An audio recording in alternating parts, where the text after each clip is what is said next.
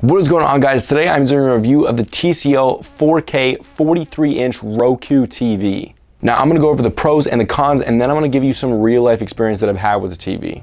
Hey guys, we're gonna jump right into it. Before I say that, there's gonna be an Amazon link in the description if you guys wanna click on that at any point in the video. But moving on to the biggest pro, for me, it would be the actual panel itself. So it's extremely vibrant, it's bright, and it's a 4K panel, and I love watching 4K YouTube on this. I absolutely love it. The colors are so vibrant. The screen is bright. It may not be the brightest panel out there, but you're not spending $1,000 on a TV.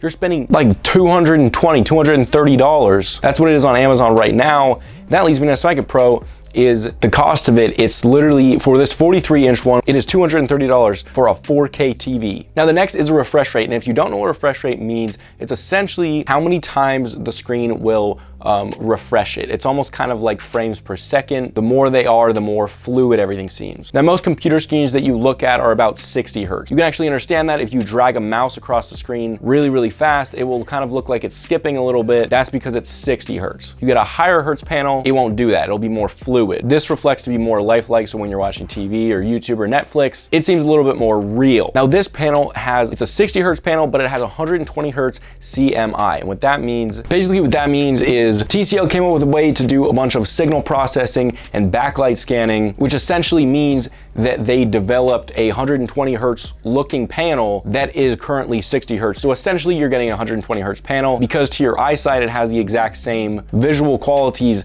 that another 120 hertz panel would get. But that's part of the reason that they can make it so inexpensive, is so they take those things, they find a way around driving the cost up. So you're getting 120 hertz panel, 4K, great color accuracy, great screen. But now let's move on to the next one. The next one is a Roku TV. I was absolutely blown away with how fast it was. Now I've used a lot of Roku TVs where you plug them in and they get a little bit slow sometimes, they get a little bit laggy sometimes. This doesn't.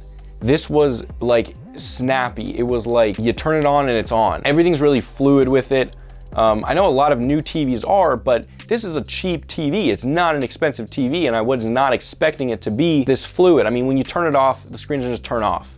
It fades out. When you turn it on, the screen fades up. When you click a button, it immediately goes over. There's no lag. There's no waiting for a response time. It's instantly there. And it's incredibly fast to, like, you know, if you just want to watch Netflix, click the on button, 2 clicks over, you're in Netflix now. As well, one thing that I absolutely hated doing on most of these other TVs was changing the channel to go to like an HDMI if you're plugging, you know, an Xbox in or something. With this, it's all done. You can set up every single port to a specific name. So all you have to do is just click over, and once you click on that, it'll switch to that name. So I have an Xbox hooked up to the TCL, and all I have to do is, as soon as I turn it on, there's a space that says Xbox HDMI. I just click on that and now I'm in Xbox. And you can set up every single port for that, which is really, really nice to have. The next pro is the sound quality. I wasn't expecting the sound quality to be good, but the bass is really, really good. Way better than I was expecting it to be. You know, I was expecting it usually when companies try to put speakers into something and they're not trying to be super high quality, the bass is like tinny, there's not a lot of it, everything just seems kind of muffled. These are really good speakers. The bass is very bassy, it's very deep. You know, if you're listening to some music with some deep bass, you're gonna get pumped up, you know what I mean? The trebles are good, and overall the sound quality is really, really good. It also gets extremely loud. I live in a dorm, and if I crank this up to, you know, 100% volume, I would definitely get kicked out for a noise complaint.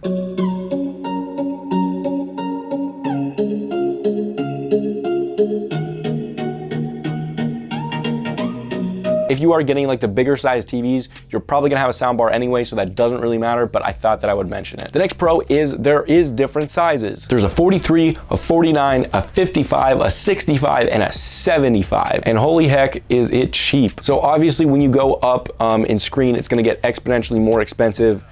They're just harder to build, harder to ship. Everything is just harder with the bigger TVs. So it kind of goes like this. And with a lot of TVs, you're getting a 75-inch TV, you know, it's a couple $1,000s. You can get the biggest one, the 75-inch TV, for $800.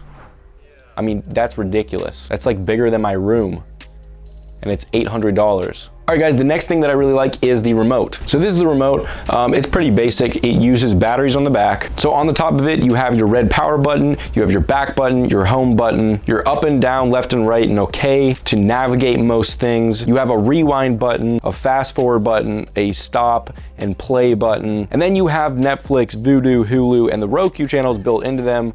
I'm sure most of you will probably only use the Netflix and Hulu, but it is kind of cool that you can just automatically just click on those and it'll take you right there. I mean, so if you watch Netflix a lot, like I do, all you have to do, turn your TV on, click that button and you're in Netflix. Now guys, as well, this has HDR10 and that also ties in to what I was saying about the very vibrant colors that this has. HDR stands for high dynamic range, and basically what that means is you're gonna get deep deeps and light lights, and you're not going to give up either of those. Normal screens without HDR, you know, you're gonna give something up. You're either gonna give up those really deep deeps, but then the more lighter colors are gonna be okay, and they're not gonna be blown out, or you're gonna get really deep deeps, but then the whites are gonna be blown out. What HDR does is it kind of takes each one of those part of the pictures, the movie or whatever is on your screen, and it optimizes them in real time so that you see the best, most realistic picture possible. It also makes it a beautiful sight to look at. That's one of the things that makes this TV amazing. Not only is it 4K, 120 Hertz CMI, it's also HDR10. Now guys, as well, I live in a dorm. I think this is a fantastic TV also for students. I think it's amazing.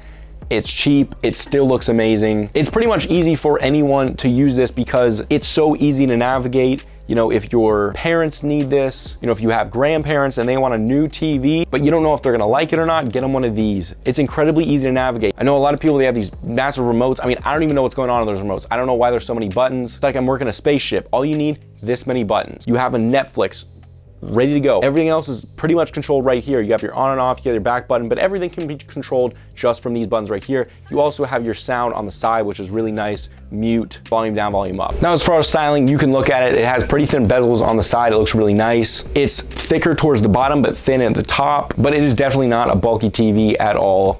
Now guys, another thing is if you have Alexa, this TV actually works with Alexa, so you can set your Alexa up to control your TV, which is really sweet because I personally love Alexa. Now I cannot show you that because in my dorm it's really dumb. You can't have an Amazon Echo or Alexa or whatever because it can't connect to the Wi-Fi. And that brings me to my next point. If you're a student and you go to college just like me, this TV is a great choice because to connect to the internet in most colleges in America, if you are not on a phone or a computer, it has to go through an Ethernet cable. And this actually has an Ethernet on the back of it, which is really nice. All you have to do is plug it in. Hey guys, there are tons of ports. There are 3 HDMI ports. There is a USB, there's a USB port, RF, composite, a headphone jack, an optical audio out, and an Ethernet port. So you pretty much have plenty of ports to work with there. They also give you, when you buy the TV, they give you an adapter. So if you do have the really old style video cables, you know, if you want to plug in like an old PS2, they give you an adapter so you can do that, which is really, really awesome. So guys, overall, I think this is an amazing TV. It's 4K, 120 Hertz, HDR,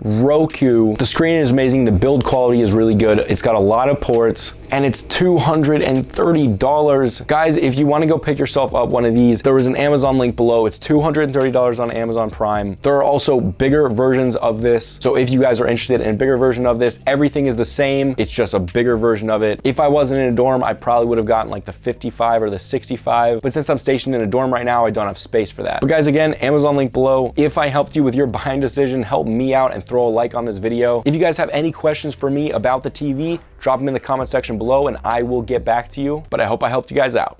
Loss out.